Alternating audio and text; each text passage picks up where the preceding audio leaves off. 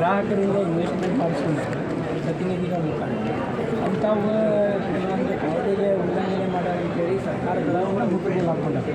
ಮುಟ್ಟುಗೋಲು ಹಾಕ್ಕೊಂಡಿದ್ದು ಈಗ 10 ವರ್ಷ ಆದ್ರೂ ಗ್ರಾಹಕರ ರೊಕ್ಕ ಬರಲಿದ್ದಕ್ಕೆ ಪ್ರತಿನಿಧಿಗಳಿಗೆ ಗ್ರಾಹಕ ತೊಂದರೆ ಅದಕ್ಕೆ ಹೆಚ್ಚು ನಾವು 16-15 ದಿನಗಳ ಅದರ ಪ್ರಯುಕ್ತವಾಗಿ ಕೇಂದ್ರ ಸರ್ಕಾರದೊಳಗೆ 2019 ಬರ್ಡ್ಸ್ ಆ್ಯಕ್ಟ್ ಮುಖಾಂತರ ಏನು ಇಂಥ ಗ್ರಾಹಕ ತೊಡಗಿಸ್ತಾರಲ್ಲ ಅವ್ರ ರೊಕ್ಕ ಸರ್ಕಾರ ಇದೇ ಮಾಡಿಲ್ಲ. ಅದ್ರ ಪ್ರಕಾರ ನಾವು ಒಳ್ಳೆ ಮತ್ತು ರೊಕ್ಕ ತೊಗೊಂಡ್ಮೇಲೆ ಫೆಸಿಲಿಟಿದ್ರೆ ಓಕೆ, ಸರ್ಕಾರ ಮುಟ್ಕೊಂಡು ಕೊಡ್ಬೋದು.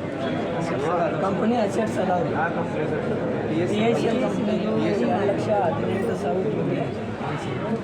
ಹಂಗೆ ಎಲ್ಲ ಕಂಪ್ನಿಗೂ CBI ತನಿಖೆ ಮಾಡಿ ಅಸೆಟ್ಸ್ಗಳನ್ನ ತಗೊಂಡಿರ್ತಾರೆ. ಅವ್ರು ತೊಗೊಂಡಿರ್ಬೋದು. ನೀವು ರೊಕ್ಕ ಕೊಟ್ಟಿರೋದು ಯಾರು? ನಾವು ಗ್ರಾಹಕರು ಕಂಪನಿಗೆ ಗ್ರಾಹಕರು ನೀವು ರೊಕ್ಕ ತೊಗೊಂಡು ಯಾವ ಕಂಪ್ನಿ ಕೊಡಿ? ಎಲ್ಲ ACL, ಸಮೃದ್ಧಿ ಜೀವನ, ಕೆಲವೊಂದಷ್ಟು ಪಬ್ಲಿಕ್ ಲಿಮಿಟೆಡ್ ಕಂಪ್ನಿಗಳು ಇದಾವೆ. ಪಬ್ಲಿಕ್ ಲಿಮಿಟೆಡ್ ಕಂಪ್ನಿ ಇದ್ದರೆ ಕೇಂದ್ರ ಸರ್ಕಾರ, ರಾಜ್ಯ ಸರ್ಕಾರಗಳು public limited company. Private sector ಇದ್ರೆ ಯಾರು ಕೊಡಬೇಕು? ಪ್ರೈವೇಟ್ ಸೆಕ್ಟರ್ ಏನು ಮಾಡ್ತಾನೆ, ಎಲ್ಲ ಕಡೆ ಹೋಗ್ಬೇಕು ಹೋಗ್ಬಿಡ್ತು. ಅವನತ್ರ ಅಷ್ಟೇ ಇರುತ್ತೆ. ಏನು ಸಿಗಲ್ಲ. ಪ್ರೈವೇಟ್ ಜಾಸ್ತಿನ ಪಬ್ಲಿಕ್ ಪಬ್ಲಿಕ್ ಲಿಮಿಟೆಡ್ ಜಾಸ್ತಿ ಸರ್. ಯಾವ ಪಬ್ಲಿಕ್ ಲಿಮಿಟೆಡ್ ಯಾವುದು? PSL ಗ್ರಾಹಕ PSL ಇವೆಲ್ಲ 56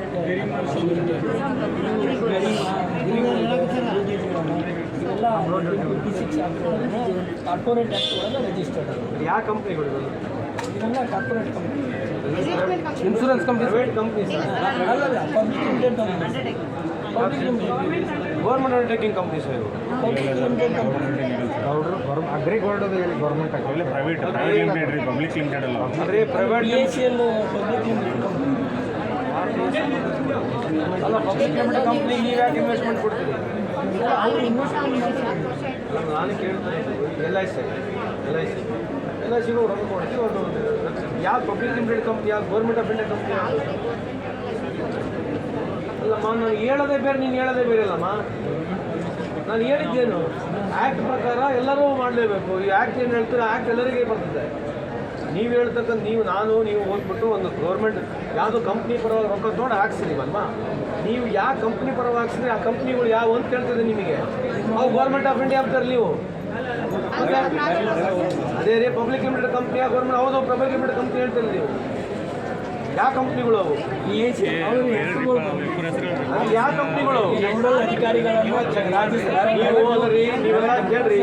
ನೀವು ಓದ್ಕಲ್ತವ್ರು, ನೀವು ರೆಪ್ರೆಸೆಂಟ್ ಮಾಡೋಕ್ಕಿಂತ ಮುಂಚೆ ಆ ಕಂಪ್ನಿಗಳು ನೀವು ಜಾಗೃತರಾಗಬೇಕಲ್ವಾ. ಫೈನಾನ್ಷಿಯಲ್ ಫ್ರಾಡ್ಗಳು ಹಾಕಲಿ ನಾವು ಕೂಡ ಯೋಚನೆ ಮಾಡ್ಬೇಕಲ್ವಾ.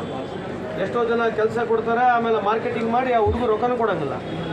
ಈ ಪರಿಸ್ಥಿತಿಯಲ್ಲಿ ನಾವು ಇದೀವಿ ಇವತ್ತು.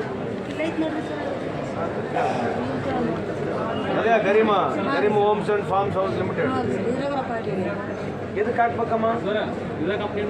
ಆಯ್ತಪ್ಪ, ಈಗೆಲ್ಲ ಮಾತಾಡ್ರಿ ನೀವು.